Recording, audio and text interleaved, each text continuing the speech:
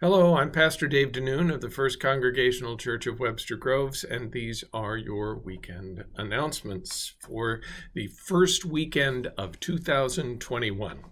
Tomorrow, I'm recording this on Saturday, the 2nd of January. Tomorrow is the 3rd of January, and it will be the first Sunday in our new calendar year, and it is the Sunday before Epiphany. So much of what we will be talking about in worship tomorrow has to do with the Magi and the bringing of enlightenment through Christianity to the Gentiles. So I have a message that I'm going to be sharing with you that talks about the evolution of Jesus and how it is that I'd like to try and get us back to an earlier version of Jesus. If you're intrigued by all of this, I hope you'll join us tomorrow.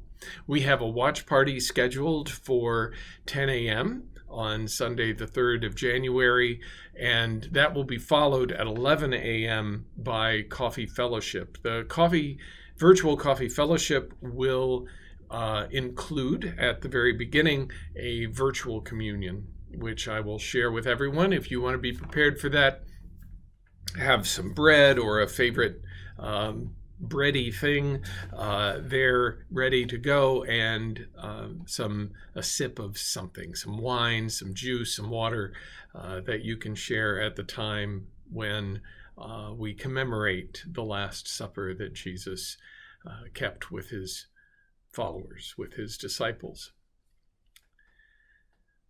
There's something more that I want to talk with you about. I don't really have any more announcements, but I would like to address some things, just sort of having to do with the new year. I think it's a good thing to come to this new year. However, slowly vaccines for the coronavirus are beginning to be administered, and I expect that the Restart Committee will be offering us some guidance very soon about how we might be able to reopen.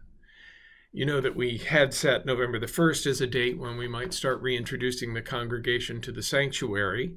And then when the numbers, the coronavirus infection rate began spiking, we put off the start date until November the 15th.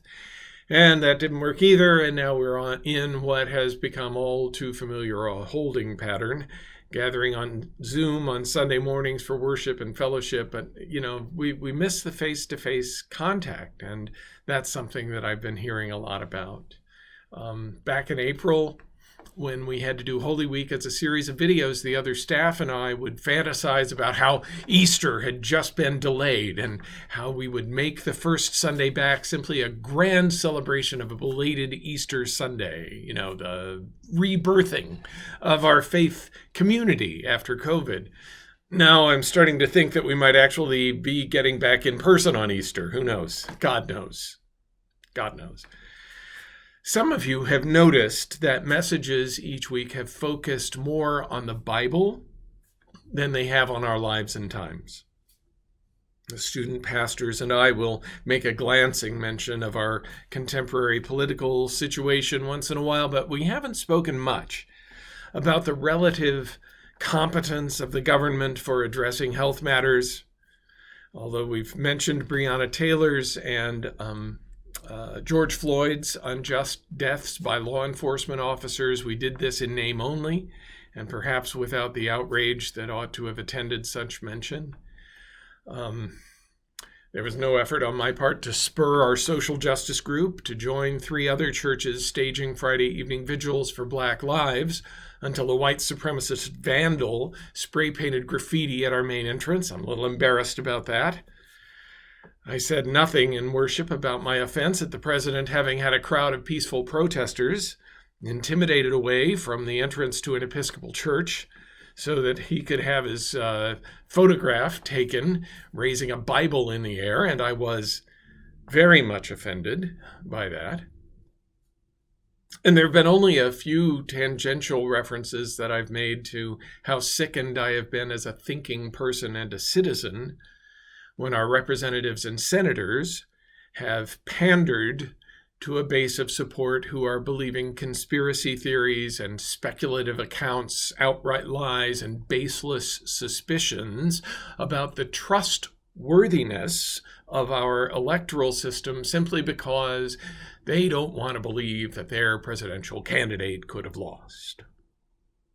This, although that same candidate lost when down-ticket candidates of his party soundly won, indicating not that someone doctored the election results, but that the president running for re-election simply was not favored by a majority of the people or a majority of the states.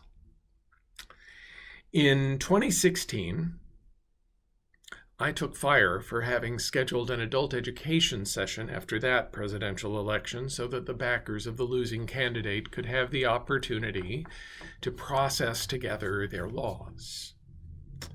Let me say now that if you were someone who voted for the president to remain in office, and you want an opportunity to sound out your grief or disbelief that he failed to win re-election, I will be more than happy to host a similar event for you. And to imagine with you how you might continue to be in conversation with people who differ with you. The German theologian Karl Barth once said, "Take your Bible in one hand and your newspaper in the other and read both, but interpret newspapers from your Bible." What I'm saying to both sides in this crazy new year, maybe less crazy than last year, but still, kind of on the edge. What I'm saying is that I recognize how short I have come up this year talking about contemporary issues, either in light of the Bible or not. So much of my focus has been placed on figuring out how to conduct worship and to make it meaningful for us all, that it's been difficult to imagine what to say about these times. I've been helped in all this by staff and volunteers, and even just by people attending worship who have supported me through the learning process. I can only hope that you have felt a similar level of help from me. Also, I've found so often that my reactions to our societal and cultural situation is from a position of emotional reaction rather than an informed, considered, and reasoned place, that I was afraid I was going to be speaking, out of school, out of turn, less informed than I should have been, or at least not having the same information as you may have had. So I've gone to my place of most information, consideration, and reason, the Bible.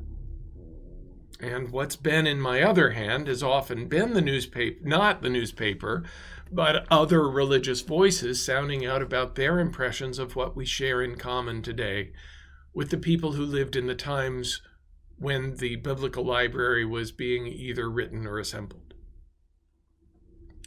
All of them were trying to make sense of their own times. I've been trying to make sense of my own times.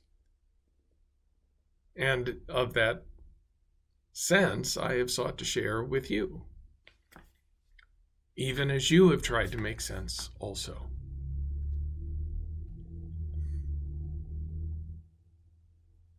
So I'm ready for a new year. I'm waiting for a fresh start, or a meaningful restart.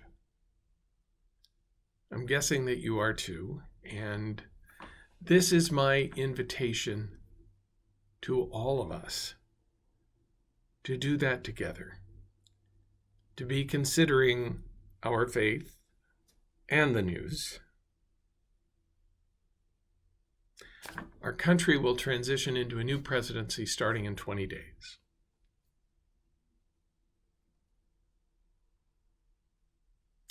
Easter will be April the 4th.